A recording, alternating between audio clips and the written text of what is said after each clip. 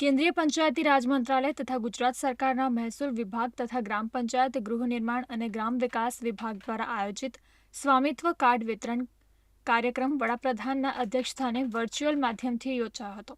વડાપ્રધાન નરેન્દ્ર મોદીના હસ્તે સમગ્ર દેશના મોટી સંખ્યામાં મકાન માલિકોને સ્વામિત્વ યોજના અંતર્ગત પ્રોપર્ટી કાર્ડનું વિતરણ કરવામાં આવ્યું હતું, જે અંતર્ગત ભરૂચ જિલ્લાના હાંસોટ તાલુકાના સુણેમખુર્દ ગામની નીલકંઠ વિદ્યાલય ખાતે મંત્રી ડોક્ટર કુબેર ડિંડોરની ઉપસ્થિતિમાં સ્વામિત્વ કાર્ડ વિતરણ કાર્યક્રમ યોજાયો હતો, જેમાં ઉપસ્થિત મંત્રી ડોક્ટર કુબેર ડિંડોરે જણાવ્યું હતું કે સરકાર ગરીબો સહિત તમામની ચિંતા કરે છે।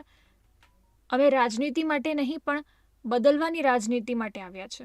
2014થી દેશના તમામ ક્ષેત્રોમાં બદલાવ જોવા મળી રહ્યો છે। ઉપસ્થિત ધારાસભ્યો ઈશ્વરસિંહ પટેલ, ટી.કે. સ્વામીએ પણ પ્રસંગોચિત ઉદ્બોધન કરતા ભાજપ સરકારની પ્રજાલક્ષી યોજનાઓને વર્ણવવા સાથે ભાવિ યોજનાઓની પણ માહિતી આપી હતી। આ પ્રસંગે વડાપ્રધાન મોદીનું વર્ચ્યુઅલ સંબોધન ઉપસ્થિતોએ નિહાળ્યું હતું।